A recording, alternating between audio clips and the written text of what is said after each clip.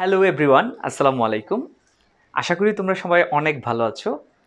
আমরা আজকে খুব শর্ট সময়ে তরঙ্গ চ্যাপ্টারের অগ্রগামী তরঙ্গের সমীকরণ সম্পর্কিত একটা ম্যাথ করে ফেলবো।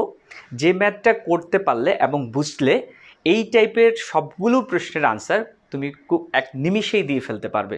চলো তাহলে আজকে প্রথমে আমি একটা সিম্পল কোয়েশ্চেন তোমাদের জন্য রেখেছি। এখানে দেখা যাচ্ছে কোনো শব্দ তরঙ্গের সমীকরণ y = 10 sin pi 200t minus x/3.4 metre একটা সমীকরণ দেওয়া আছে। এই সমীকরণ থেকে তোমাকে বিস্তার, পর্যায়কাল, কম্পাঙ্ক, তরঙ্গবেগ এবং তরঙ্গদৈর্ঘ্য নির্ণয় করতে হবে। এখন এই ম্যাথটা সমাধান করার জন্য সিকিউ এবং রিটেন পার্টের জন্য আমরা কিভাবে সমাধান করব একটু দেখব। প্রথমে সিকিউতে আমরা যখন এই প্রশ্নটার সমাধান করতে যাব, প্রথমেই আমরা লিখব, দেওয়া আছে ওই সমীকরণটাকে প্রথমে লিখব শব্দ তরঙ্গের সমীকরণ y = 10 sin pi। হুবহু এই সমীকরণটাকে আমরা প্রথমে লিখে নিলাম। তারপর এই সমীকরণটাকে একটু গুছিয়ে নেওয়ার জন্য এখানে যে সাইনের পরে যে পাইটা ছিল তাকে আমরা এর ব্র্যাকেটের ভিতর গুণ করে দিব। তারপর এটাকে 1 নম্বর সমীকরণ দিয়ে রাখলাম। তারপর আমরা এই সমীকরণটাকে 1 নম্বর যে সমীকরণটা আসলো এটার সাথে কম্পেয়ার করে অগ্রগামী তরঙ্গের যে স্ট্যান্ডার্ড ইকুয়েশনটা আছে ওই স্ট্যান্ডার্ড ইকুয়েশনটাকে আমরা এখানে নিয়ে আসব এবং যাতে করে এই ইকুয়েশনের সাথে এটাকে আমরা কম্পেয়ার করতে পারি। ফলে এই স্ট্যান্ডার্ড অগ্রগামী তরঙ্গের যে স্ট্যান্ডার্ড সমীকরণ সেটা হচ্ছে y = a sin 2 pi divided by lambda into bt minus 2 pi divided by lambda 2 pi divided by lambda। হ্যাঁ, এখানে ল্যামডা দিচ্ছি। এটাকে 2 নম্বর সমীকরণ আমরা দিয়ে রাখলাম। এই 1 এবং 2 নম্বর সমীকরণকে আমরা যদি কম্পেয়ার করি তাহলে এখান থেকে আমরা যে বিষয়টা পাচ্ছি একটু খেয়াল করো। এখান থেকে আমরা দুইটা সমীকরণকে আমরা যখন তুলনা করব তখন দেখো এখানে দেখা যাচ্ছে এ এর জায়গায় এখানে 10 আছে। সো এসআই এককের ক্ষেত্রে আমরা যদি চিন্তা করি সুতরাং a = আমরা 10 মিটার লিখতে পারি। ফাইনালি আমরা এখানে একটা আনসার পেয়ে গেলাম। আমরা যদি এই দুটো সমীকরণকে আরও কম্পেয়ার করি, দেখো এই পার্টটার সাথে এই পার্টটার যদি আমরা তুলনা করি সেই ক্ষেত্রে 2 pi divided by lambda into vt যেটা দেখা যাচ্ছে সেটার সাথে আমরা 200 pi t এটাকে যদি আমরা তুলনা করে পাই বা এটা সমান এটা লিখি তাহলে আমরা কি পাচ্ছি দেখো এখান থেকে এখানে দেখা যাচ্ছে 2 pi divided by lambda into vt, আবার এখানে 200 pi into t, তাহলে 2 pi t এটাকে 2 pi t দিয়ে যদি উভয় পক্ষে আমরা ভাগ করি তাহলে এখানে শুধুমাত্র আর থাকবে b/λ সমান 100 এতটুকু আমরা পাচ্ছি। দেখো 2 pi t দিয়ে 2 দিয়ে ভাগ করলে এটা 100, pi t বাদ চলে যাচ্ছে। তাহলে v/λ থেকে আমরা এখানে লিখতে পারলাম b = যেহেতু f ল্যামডা, সো v/λ সমান আমরা f লিখতে পারবো। f = আমরা তাহলে পেয়ে গেলাম কতটুকু 100 হার্টজ।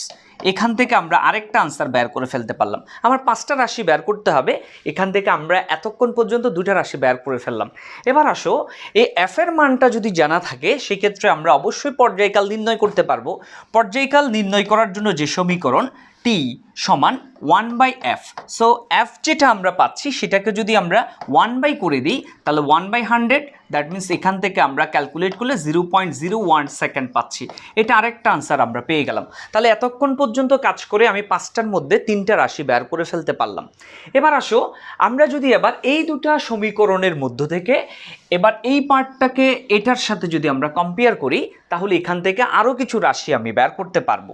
তাহলে আসো এর পরবর্তীতে গিয়ে দেখো এই দুটা পার্ট, এই পার্টটাকে এবং এই পার্টটাকে যদি আমরা তুলনা করি সেক্ষেত্রে দেখা যাচ্ছে কি দেখো 2 pi x divided by lambda 2 pi x divided by lambda এটা সমান আমরা লিখতে পারি pi x divided by 3.4। Finally এখানে দেখো pi x এবং pi x যদি আমরা pi x দিয়ে যদি উভয় পক্ষকে ভাগ করে দিই তাহলে 2 divided by lambda সমান 1/3.4 এতটুকু পাচ্ছি। সো 8 গুণন করলে এখান থেকে ল্যামডার পরিমাণটা আমরা 6.8 মিটার পেয়ে গেছি। সো এখানে আমরা আরেকটা আনসার বের করে ফেলতে পারলাম। 5টার মধ্যে আমরা 4টা বের করে ফেলছি। লাস্ট আরেকটা ইকুয়েশন বা আরেকটা রাশি আমাকে বের করতে হবে, সেটা হচ্ছে তরঙ্গ বেগ। সো তরঙ্গ বেগ v সমান আমরা নর্মালি বা জেনারেল ইকুয়েশন হিসেবে লিখতে পারি v = f ল্যামডা। সো এখানে দেখো f যেটা আসছে আমাদের এই f এর মানটা আমরা একটু আগে বের করছি 100 100 হার্স এবং ল্যামডা সমান আমরা বের করছি 6.8 মিটার। সো এটাকে ক্যালকুলেট করলে আমরা 680 ms ইনভার্স 1 পেয়ে যাচ্ছি। এই প্যাটার্নের ম্যাথ বা এইভাবে 5টা রাশি আমরা বের করে ফেলতে পারলাম। এভাবে বের করার জন্য এই কনসেপ্টটা আমাকে ইউজ করতে হবে রিটেন বা সিকিউর জন্য, ঠিক আছে। এবার আসো আমরা যাব এই একই টাইপের প্রশ্নগুলো যখন এমসিকিউতে সমাধান করতে হবে তখন তোমরা আমার এই টেকনিকটা ইউজ করতে পারো। কীরকম, যে কোনো একটা অগ্রগামী তরঙ্গের একটা স্ট্যান্ডার্ড ইকুয়েশন আমরা যদি এভাবে মনে করি y = a sin bt plus minus cx। Plus minus বলতে এখানে প্লাসও থাকতে পারে মাইনাসও থাকতে পারে, সেটা ডিপেন্ড করবে প্রশ্নে কিভাবে দেওয়া আছে তার উপর।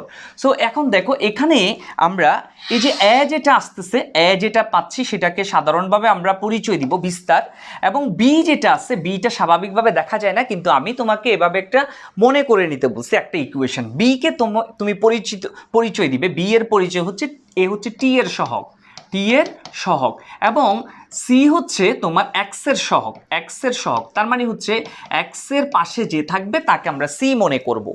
এখন আসো এরকম যে কোনো একটা ইকুয়েশনকে যেটা প্রশ্নের মধ্যে দেওয়া থাকবে ওই প্রশ্নের গিভেন ইকুয়েশনের সাথে এই সমীকরণটাকে আমরা কম্পেয়ার করব।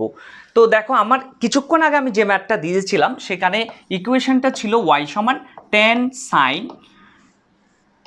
200 পাই টি ইকুয়েশনের সাথে। এটাকে যখন আমরা কম্পেয়ার করতে যাব তখন এখানে দেখা যাচ্ছে আমার এই যে এখানে এই আমার এ যে এখানে আছে এটা হচ্ছে এর জায়গাটাতে আছে, এবং টি এর সহগ হিসেবে এখানে যাকে পাচ্ছি সেটা হচ্ছে তোমার বি হিসেবে আছে, এবং মাঝখানে আমরা বলছিলাম প্লাস থাকুক বা মাইনাস থাকুক নো প্রবলেম।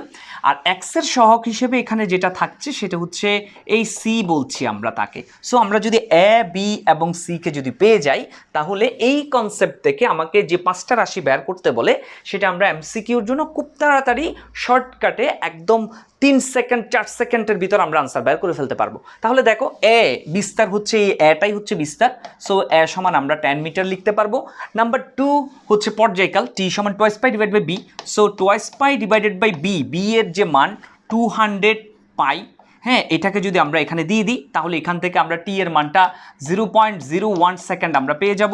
ঠিক একইভাবে এখানে দেখো বি যেটা আছে তোমার 200 পাই, হ্যাঁ সেটাকে আমরা টুয়াইস পাই দিয়ে ভাগ করে দিলে এখান থেকে 100 হার্টস আমরা ফ্রিকোয়েন্সি পেয়ে যাচ্ছি।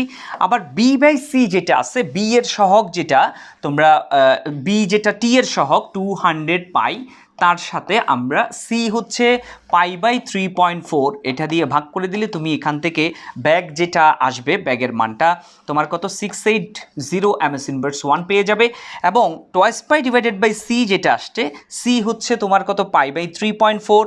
ফাইনালি এটাকে তুমি ক্যালকুলেট করলে এখান থেকে তুমি ল্যামডার মানটা 6.8 মিটার পেয়ে যাবে। তোমরা এবার খেয়াল করে দেখো আমি রিটেন পার্টের মধ্যে যে ম্যাথ যে আনসারগুলো আমরা বের করেছিলাম এমসিকিউর ক্ষেত্রেও একই আনসারটা আমার চলে আসছে, এবং তুমি দেখবে এখানে প্রশ্ন যখন করবে তখন প্রশ্নের মধ্যে সবগুলো বের করতে বলবে না, হয়তো বা একটা বা দুইটা এমসিকিউর জন্য বের করতে বলতে পারে, তখন তুমি ওই যে এই টেকনিকটা ইউজ করে এভাবে মানগুলো তুমি বের করে নিয়ে ফেলতে পারবে। এবং তুমি দেখবে এই টাইপের অনেকগুলো প্রশ্ন কিন্তু বিগত বছরে আসছে, যেগুলো ইঞ্জিনিয়ারিং ভার্সিটি অ্যাডমিশন থেকে শুরু করে এইচএসসি বোর্ড পরীক্ষার অনেকগুলো প্রশ্ন কিন্তু তুমি এভাবে দেখতে পাবে। সো এই টাইপের প্রশ্নগুলো তুমি এখন নিমিষেই করে ফেলতে পারবে। যেমন আমি তোমার জন্য এখানে কয়েকটা প্রশ্ন রেখেছি, একটু খেয়াল করো। এই প্রশ্নগুলোতে তুমি দেখো এটা ডিউতে আসছে, এটা বুয়েটে আসছে। এই প্রশ্নগুলোতে একটা সমীকরণ দেওয়া আছে, এখান থেকে পর্যায়কাল বের করতে বলছে। আবার একইভাবে এখানে আরেকটা ইকুয়েশন দেওয়া আছে, বাট এটি স্থির তরঙ্গের সমীকরণ, এটাও আমার একই টেকনিকটা দিয়ে তুমি আনসার বের করে ফেলতে পারবে। তাহলে এই আনসারগুলো আমি বলে দিচ্ছি, এখানে পর্যায়কালের মান আসবে 0.01 সেকেন্ড। আনসারটা আমি বলে দিচ্ছি, তুমি বের করে রাখবে। এবং এখান থেকে বিস্তার এবং ব্যাগ বের করার ক্ষেত্রে বিস্তারটা 5/2 মিটার আসবে এবং ব্যাগের মানটা 120 ms ইনভার্স 1 আসবে। এবং এই আনসারগুলো আমি বলে দিলাম, তোমরা ম্যাথটা করে রাখবে। আশা করি তোমরা সবাই আনসার দিতে পারবে। তবে এই ম্যাথের ক্ষেত্রে এটা কিভাবে করবে সেটা আমরা আগামী কোনো একটা ভিডিওতে আবার তোমাদের সামনে হাজির হব এই টেকনিকটা নিয়ে কাজ করার জন্য। আজকে এতটুকুই থাকলো, ধন্যবাদ সবাইকে, আসসালামু আলাইকুম।